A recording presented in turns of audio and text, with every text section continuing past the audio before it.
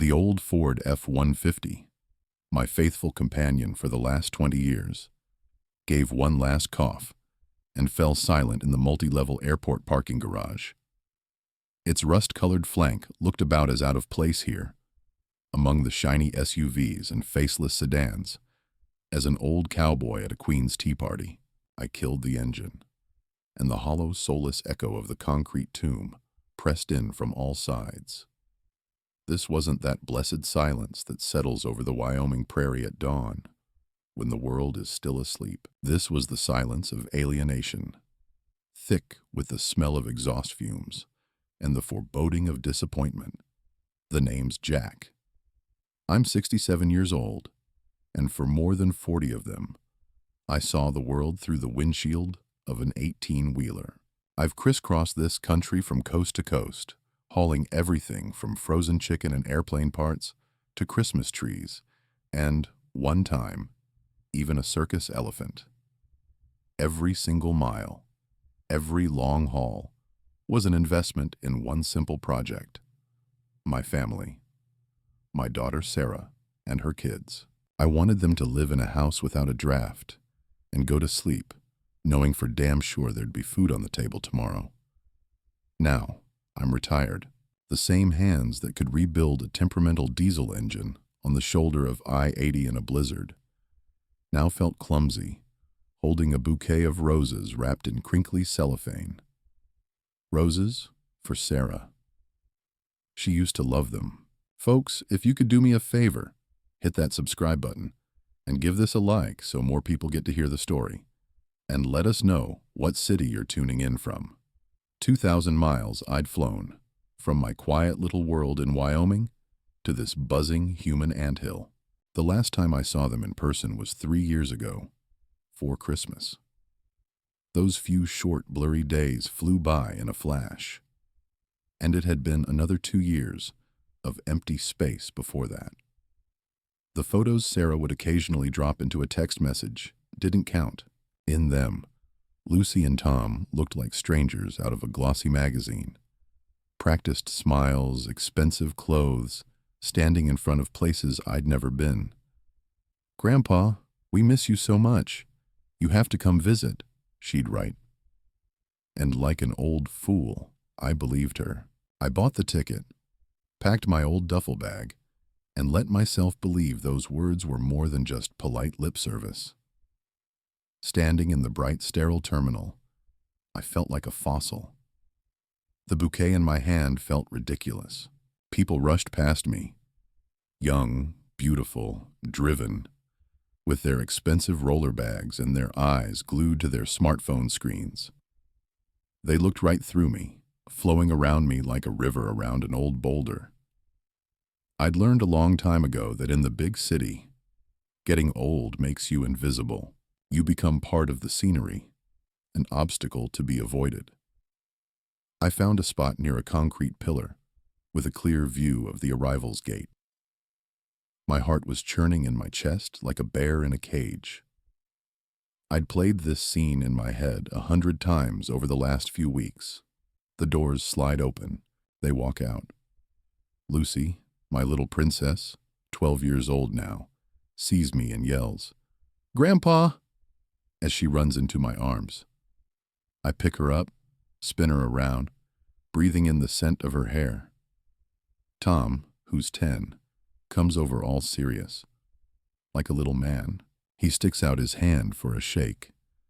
But at the last second, he can't help himself and gives me a hug too. "Grandpa, did you bring me that model truck?" he asks, and I give him a smile and a nod toward the big box in my other hand. Sarah watches us, tears of joy in her eyes. "Oh, Dad, I'm so glad you're here." The arrivals board flashed green. Landed. The small crowd by the gate stirred with anticipation. My palms began to sweat. I shifted the bouquet in my grip. With a soft hiss, the automatic doors slid open, releasing the first wave of passengers. I scanned every face, my heart skipping a beat. 5 minutes passed, then 10. And then, finally, I saw them. They were walking slowly, in a single file line. Sarah was in the lead. She had a phone pressed to her ear with her shoulder, talking fast and annoyed to some person I couldn't see, gesturing with her free hand. Her face was a mask of tension. A few paces behind her, the kids shuffled along, each lost in their own little world.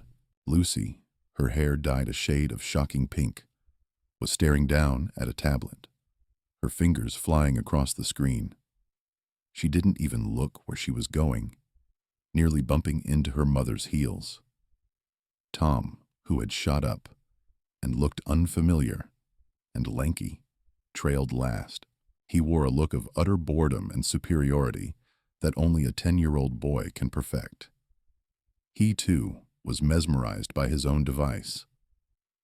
They were 10 feet away from me, then 8, then 5. I could have reached out and touched Sarah's shoulder. My eyes were locked on them. I was standing right in the open, not hiding. Sarah's gaze flickered past me for a split second. A vacant, indifferent glance. The kind you give to a piece of furniture in an unfamiliar room. There wasn't a moment's pause, not a flicker of recognition. Nothing. She just turned her head and continued her phone conversation, heading for the exit. The children followed her like a pair of zombies, pulled by some invisible string. They walked right by.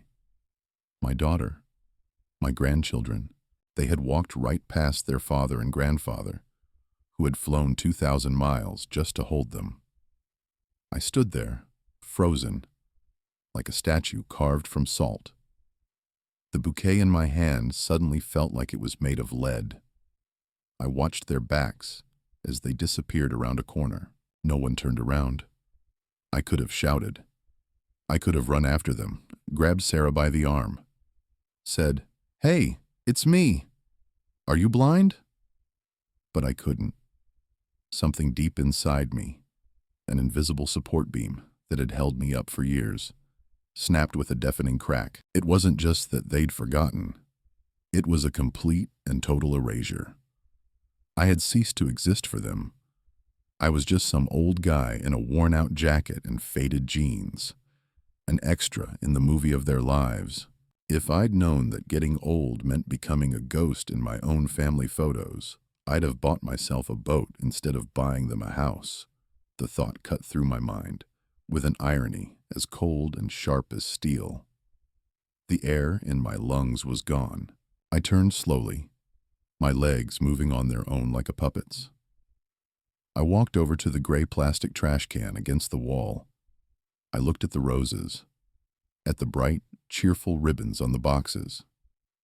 Inside one was the model of that Peterbilt 379, my old rig, the one that had fed us all. I'd had it custom made by a craftsman, and it had cost me almost a whole month's pension. In the other was a fancy art set for Lucy. She used to love to draw. With no expression on my face, I dropped the flowers into the can. They landed on a pile of crumpled napkins and an empty latte cup. Then, just as carefully, I placed the presents in after them. They didn't deserve them. And the point wasn't that they hadn't recognized me. The point was that they hadn't even been looking. I walked out of the terminal. The cold, damp air hit my face. I got back in my old pickup, started the engine, and without a single look back, I pulled onto the highway, heading out of that city. 2,000 miles of emptiness lay ahead of me, and an endless, scorched desert lay inside. I was driving back to Wyoming, back home, although right then I wasn't so sure I had a home anymore. The highway unspooled before me, an endless gray ribbon. The road used to be my confessional. The roar of the diesel would drown out my worries, and the monotonous blur of the white lines would soothe my soul. But now, every mile was an instrument of torture. The memories I'd spent years tamping down in the darkest corners of my mind broke free like a busted dam. I saw myself as a young, wiry kid, bringing my wife Martha home from the hospital, with a tiny bundle in her arms. Sarah, our house, more of a shack, really, groaned with every gust of wind, but it was our paradise. Martha turned that place into an oasis of comfort, and I, returning from another run, would bring not just money, but strange little trinkets from all over the country. My life fell into a pulsing rhythm. A week on the road, 2 days at home. Leaving, returning. I missed her first daddy. I heard it over a crackling, static-filled payphone, standing in my greasy coveralls at a truck stop in Arizona. My heart squeezed with a mix of tenderness and pain. I was earning her future, but I was missing her present. I missed her first school play. A snowstorm had me trapped in the Sierra Nevadas. I sat in my cold cab, listening to the wind howl, and pictured her in the snowflake costume Martha had stayed up 3 nights sewing, searching for my face in the audience. I'd let her down. Again. When Martha got sick, that vicious circle was broken. The cancer was merciless and fast. I dropped everything. I sold my second rig to pay for an experimental treatment that didn't work. I sat by her bed day and night, holding her frail, thinning hand, watching the life drain out of her, drop by drop. "Take care of Sarah, Jack," she whispered just before the end. "Don't ever let her feel alone." I swore I wouldn't. After she passed, I was left alone with a 16-year-old daughter and a mountain of debt. I had to get back behind the wheel, hiring on with some other company on punishing terms. I tore across the country like a mad dog, trying to patch the holes in our budget. Sarah was my only light. She graduated high school at the top of her class and got into a college we could have only dreamed of. I remember paying her tuition. I was standing in line at a bank, in my dirty work clothes that smelled of diesel. People were looking sideways at me. In my hand was a wad of crumpled bills. Everything I'd managed to scrape together after months of hellish work. I'd put off buying new tires for my rig, driving on bald rubber and risking my life. I'd been living on cheap hot dogs and instant noodles. But when the teller stamped paid on that bill, I felt like the richest man in the world. I was giving her what I never had, a start.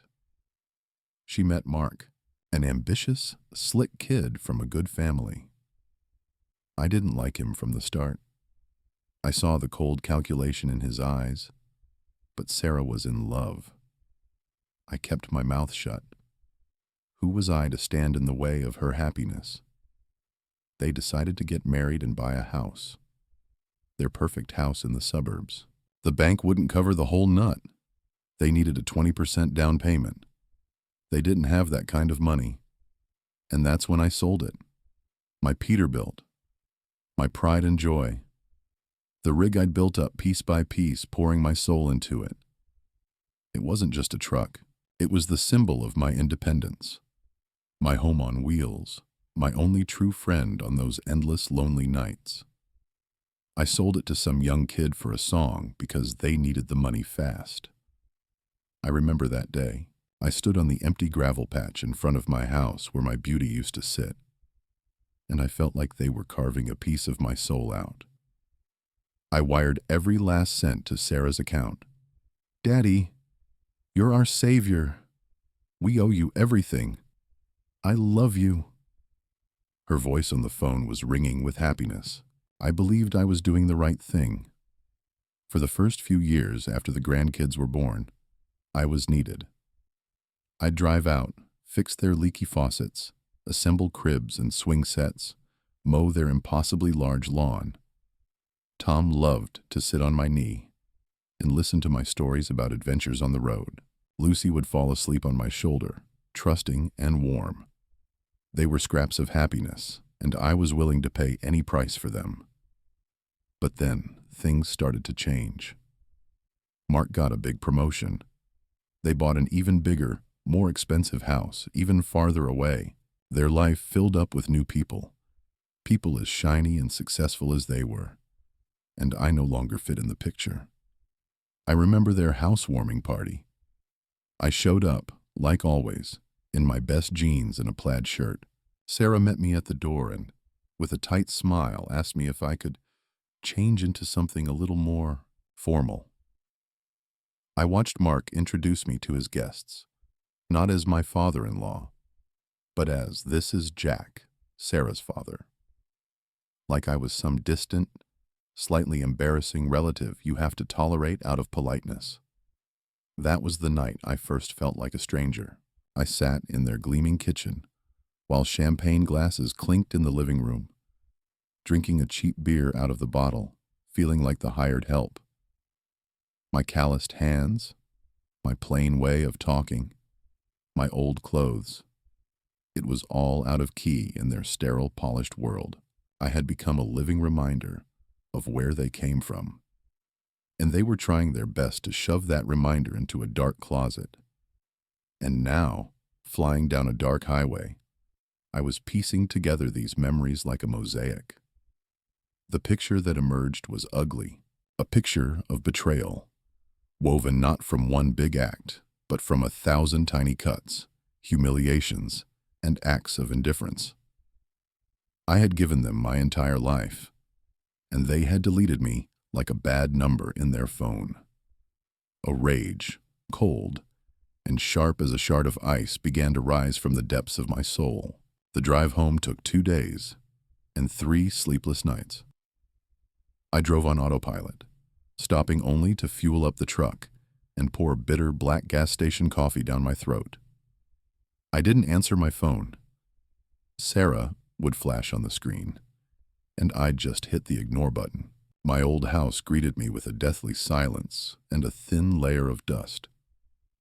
I collapsed into my sagging armchair, the one Martha used to knit in, and sat there for hours, just staring at nothing. The emptiness of the room was just a reflection of the emptiness inside me. For several days, I lived in a fog. I'd wander around the house, tinker with old tools in the garage, mend a section of fence that wasn't even broken. Anything to keep my hands busy and my mind quiet. But the thoughts kept crawling back in like roaches. I tried to make excuses for them. They were tired, distracted. They just didn't notice. But every excuse crumbled to dust against the ice-cold truth. They just didn't care. On the 5th day, the phone rang again. I stared at the name on the screen for a long time. Something made me answer. Maybe it was the last, dying ember of hope. "Dad? Finally? I've been calling you off the hook. Why haven't you been picking up? Is everything okay?" Her voice wasn't worried.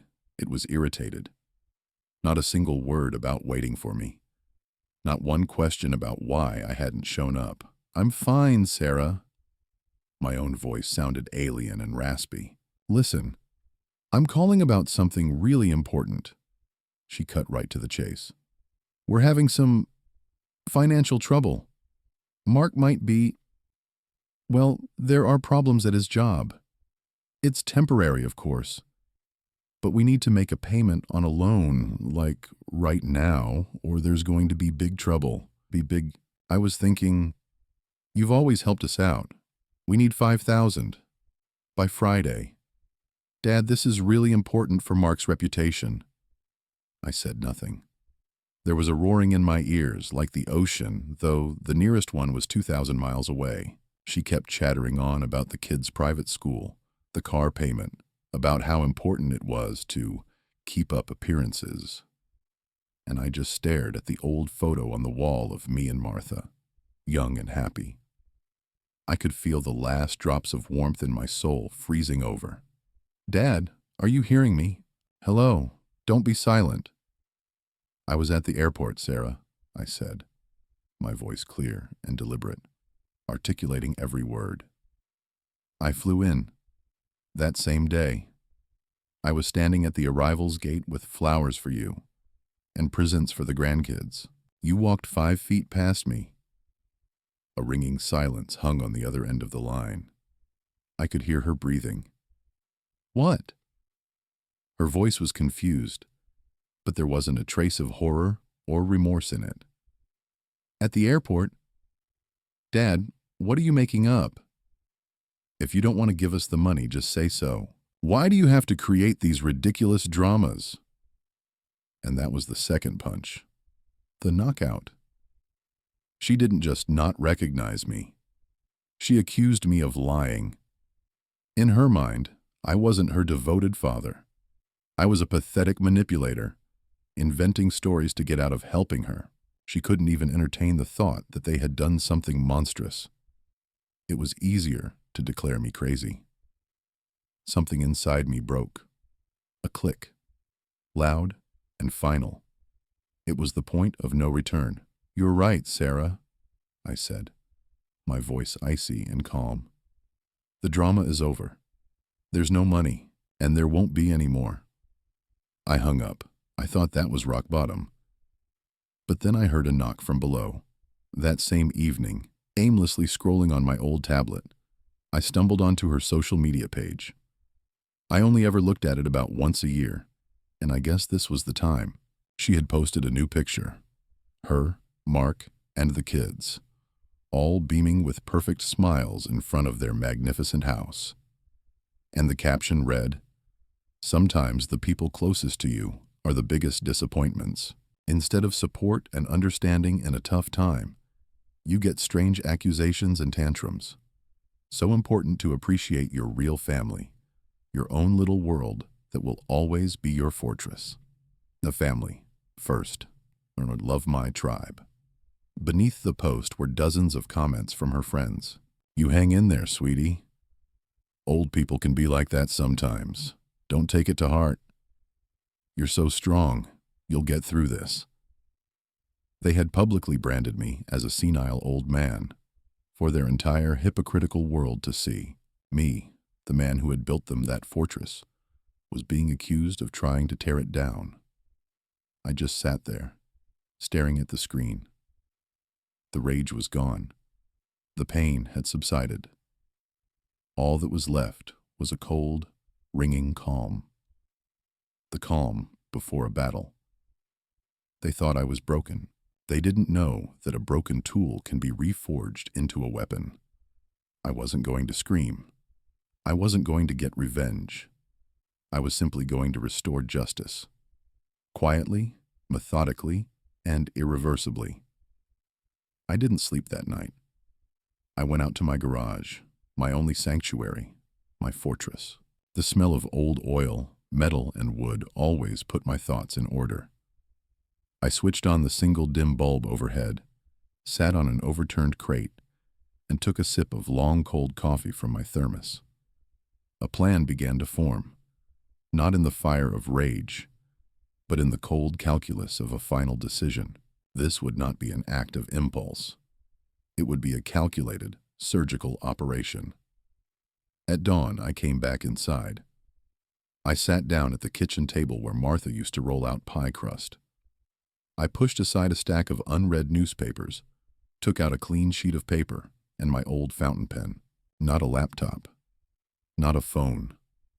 I wanted them to see my handwriting, the script of a man from another time, for whom words written on paper had weight. "Sarah, I hope your family's financial difficulties proved to be temporary, and you were able to secure the necessary funds. I'm not writing to you to reproach you or to lecture you. I am writing to settle the accounts, both literally and figuratively. You accused me of making up stories. So, let's review a few facts that are not fiction. On May 20th, 2008, I sold my Peterbilt 379, which was my sole source of income, for $35,000, a figure considerably below its market value. On May 21st, 2008, I wired $52,700, which included my entire life savings, to your bank account for the down payment on your first home. I still have the receipt for the wire transfer. Between 2004 and 2008, I transferred a total of $48,219 to your college's bursar's office. That money allowed you to get an education without worrying about student loans or part-time jobs. During that time, I lived out of the cab of my truck, and ate canned food. That is also a fact, not a work of fiction. On August 8th of this year, I flew on Flight 412 to your city. I have the ticket, the boarding pass, and a receipt from a flower shop for a bouquet of roses. I was standing at Gate D from 2:20 p.m. until 2:45 p.m. You walked past me at 2:38 p.m. This, too, is an irrefutable fact. I never asked for anything in return. Not money, not help, not expensive gifts. All I ever hoped for was a shred of respect and a place in your memory. As it turns out, that was too high a price. Your social media post, in which you painted me as a cantankerous old man, has confirmed this for good. Therefore, I have made several decisions. First, the automatic monthly payment of $800 from my account to yours, intended to help with your mortgage, a little something for the grandkids, has been canceled as of today. I have already notified the bank. I'm sure you will manage on your own. After all, your family is your fortress. Second, today I visited a lawyer and drew up a new will. My entire estate, this house, this land, my modest savings, and my old pickup truck will be bequeathed in its entirety to a local veterans foundation upon my death. Those guys, who this country also tends to forget once it's done with them, need my help more than you do. At the very least, they know how to say thank you, and they don't walk past their own. This letter is not an invitation to a dialogue. It is a full stop. Do not try to call, do not write, and please, do not come here. Any attempts to contact me will be ignored. I want to live out the rest of my days at peace with myself, among people for whom honor, duty, and memory are not empty words. I don't wish you ill, Sarah. I wish that you'll one day grow up. Goodbye, Jack. I read the letter over. Every word was weighed. It was cold, merciless, but it was honest. I put the letter in an envelope, drove to the post office, and sent it by certified mail with a return receipt requested, so they couldn't claim they never got it. When I got home, for the first time in many days, I felt a sense of relief. A massive, invisible weight that I had been carrying for decades had been lifted from my shoulders. The burden of responsibility for people who didn't appreciate it. 3 days later, the phone started ringing off the hook. First, it was Sarah, then Mark. I didn't answer. Then came the text messages. At first, they were angry and indignant, then confused. Finally, a short one arrived. Dad, we are so sorry. Please, let's talk. I deleted it without a second thought. There was nothing left to talk about. All the words had been said. The weeks that followed were like slowly waking up from a long and difficult coma. The silence in the house was no longer oppressive. It was healing. I was getting reacquainted with myself. Not as a father, not as a grandfather, not as a retired trucker, but simply as Jack. I'd wake up with the sunrise, take my mug of black coffee out onto the porch, and watch the eternal mountains.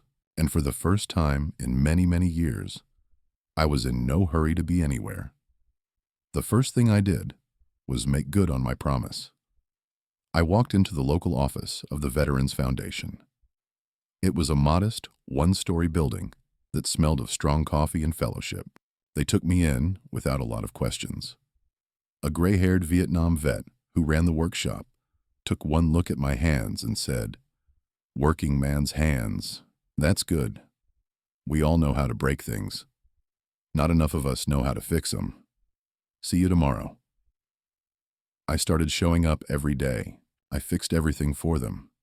Leaky faucets, squeaky doors, wheelchairs, and the beat-up old van they used to deliver meals to housebound old-timers. I didn't talk much about myself. They didn't ask. In their world, actions, not words, were what mattered. I listened to their stories, stories of horror, of humor, of bitterness. Stories of guys who had given their youth and their health to their country, only to be met with indifference and neglect. I saw myself in them. Here, I wasn't a ghost. I was one of them. I was needed. One evening, I came home late to find an unfamiliar, expensive car parked at my gate. Curled up on my front porch steps was Sarah. She shot to her feet as soon as I got out of my pickup. She looked exhausted. Her expensive clothes couldn't hide how pale she was, or the dark circles under her eyes. "Dad." Her voice was quiet and broken. I stopped a few yards away from her, saying nothing. My face was a stone mask. I came to talk," she started, her voice trembling. "I'm sorry. Please forgive me. Forgive us. We were such blind, awful, selfish idiots." Tears started rolling down her cheeks. She began talking in a rush, stumbling over her words as if she was afraid I'd cut her off. She told me how the letter had arrived, how Mark had flown into a rage at first, yelling that I'd lost my mind, and then how he'd just sat at the table in silence for a whole evening after the official notice came from the bank. She told me how she'd reread my letter dozens of times, how every word had hit her like a physical blow. "I remembered everything, Dad," she sobbed. "Everything. How you sold your truck. How you'd drive all night just so I could have a new dress for a dance. How I used to wait for you by the window when I was little. Oh God, how could I have forgotten all that? How could I have treated you that way?" She took a tentative step toward me, holding out a hand. I didn't move an inch. "We'll fix it," she said, speaking even faster now. "We'll sell one of the cars. We'll pay you back every cent. We'll come visit every weekend. The kids. They ask about you every day. They recorded a video for you, saying they're sorry." She fumbled in her purse for her phone. "Stop, Sarah." My voice was steady and calm, and the quietness of it made her flinch. She froze, her hand dropping to her side. "It's not about the money. It never was. You still don't get that." I looked her straight in the eye. "You didn't come here because you realized your guilt. You came here because your life got inconvenient, because your perfect little world developed a crack, and you want me to come and patch it up, just like I always have." She opened her mouth to argue, but no words came out. "You say you remembered. Number you didn't remember. You just looked at the old receipts and got scared. Respect, Sarah, is not something you can just turn on when it's convenient for you. It's either there or it's not, and for you, it wasn't." I took a long, slow breath. I felt no satisfaction, only a deep weariness. "I love you." A part of me will always love that little girl I used to bounce on my knee. But I cannot respect the woman you've become. Maybe this will be a good lesson for you. Maybe it will teach you to value people for who they are, not for what they can do for you. I walked around her, went to my front door, and put the key in the lock. "Go home, Sarah. Go home to your husband and your children. You figure out your own life. You're all adults now. I have my own road to travel." I stepped inside and closed the door behind me without looking back. I didn't listen for the sound of her car starting up and driving away. I walked to the window and looked out at the mountains, painted by the last rays of the setting sun. They no longer seemed foreign or cold. They were a part of me, a symbol of unbreakable strength and quiet dignity. My career as a trucker was over, but a new road lay ahead. Whether it would be long or short was not for me to decide, but I knew one thing for certain. I would travel it on my own terms, with my back straight, and I would never be a ghost again.